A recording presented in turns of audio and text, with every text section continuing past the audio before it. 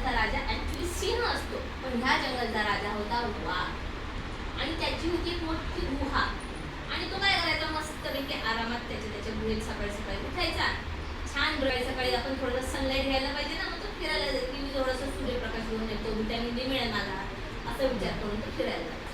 आणि मग तो जेव्हा फिरायला जायचा तेव्हा तुमच्या गुहेला ना तो काही कळीच लावायचा नाही. राजाच्या घरात कोण येणार आहे, हो की नाही, कोण नाही राजाच्या घरात, कोणी नाही, सगळे घाबरतील. तो जायचा मस्तपैकी.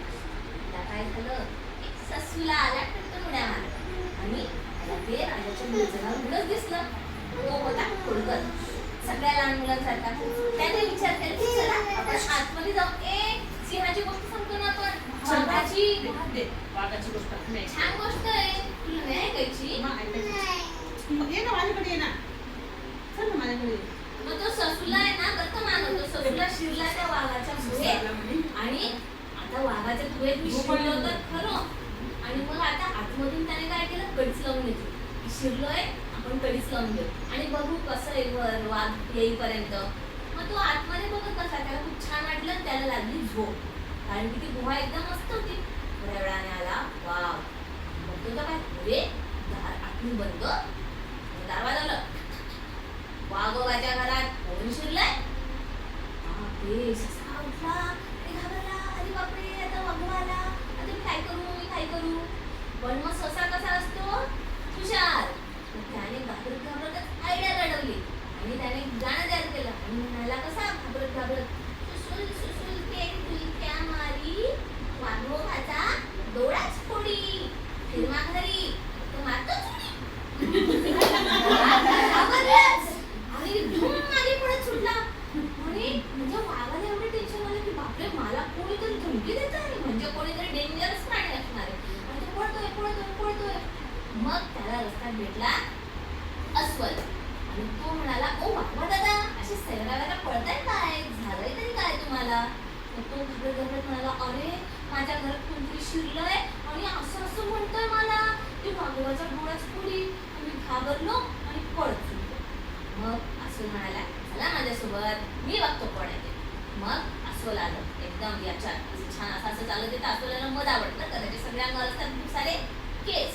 त्या केसांमुळे त्याला हनीबी चावू नाही शकत आणि तो त्यांचं मध खाऊन जातो. असं मजा करत अस्वल आलं आणि त्याने दरवाजा ठोठावला. ठक ठक ठक ठक. या वाघोबाच्या घरात कोण शिरलंय रे? मग त्या सशाला काय झालं होतं, थोडासा धीर आला की वाघोबा आता मला घाबरून पळाला, मी आता याला पण घाबरवू शकतो.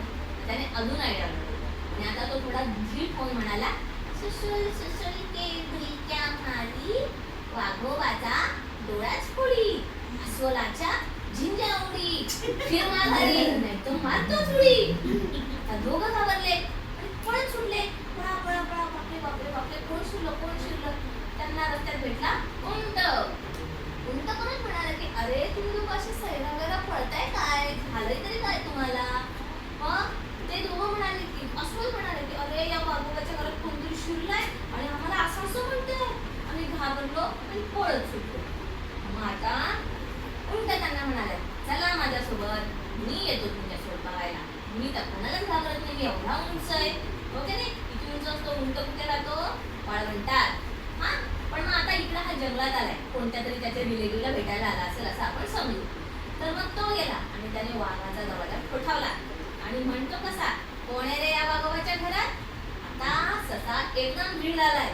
तो मोठ्या आवाजात म्हणाला, सुसुल सुसुल केळीच्या मारी, वाघोबाचा डोळाच फोडी, अस्वलाच्या झिंज्या ओढी, उंटाची तर मान मोडी, फिरमा घरी नाहीतर मारतो चुडी. बापरे, आता तिघं घाबरले जोरात आणि पळत सुटले. रस्त्यात भेटला कोल्होबा. कोल्हा असतो चतुर, आपण सगळ्या कोल्ह्याच्या मोठ्या चतुर कोल्हा म्हणून ऐकतो की नाही.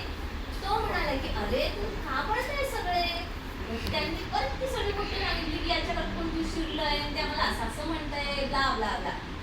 आता कोल्हा म्हणाला, तुम्ही माझ्यासोबत चला, मी बघतो कोण आहे ते. सगळी यात्रा परत आली. आता कोल्ह्याने दरवाजा वाजवला, या वाघोबाच्या घरात कोण शिरलंय रे? आता ससा जरा जास्तच फॉर्मात आला होता, तो त्याच्या स्वतःच्या आवाजात बोलला, सुसुल सुसुल केळीच्या मारी, वाघोबाचा डोळा फोडी, अस्वलाच्या झिंज्या ओढी, उंटाची तर मान मोडी, शेपूट बापरे. फिर माघारी नाही तर मारतो चुडी. पण कोल्हा होता हुशार. ससा बोलला स्वतःच्या आवाजात. कोल्ह्याने ओळखलं सशाचा आवाज. पुढे म्हणतो कसा, असं काय कोल्होबाची शेपूट तोडी ससोबाचे कानच फुटती. चल उघड दरवाजा, येतोस की नाही बाहेर. आता ससा घाबरला. मग त्याने हळू हळू हळू हळू दरवाजा उघडला. दरवाजाच्या मागे लपला. सगळे अटॅक करायला त्याच्या जोरात आतमध्ये घुसले. हा पटकन दरवाजाच्या बाहेरून मागे घेऊन धुम रानात पळून गेला.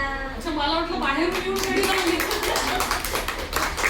आता याच्यातनं आपण काय शिकायला पाहिजे की समजा आपण कधी आयुष्यामध्ये अवघड प्रसंगात सापडलो, कधी घाबरायचं नाही.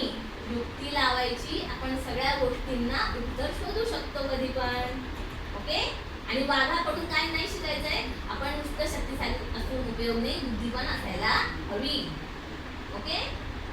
सगळ्यांनी छान छान जेवण करायचं, स्वच्छ राहायचं, चांगले दात घासायचे, चांगली अंघोळ करायची.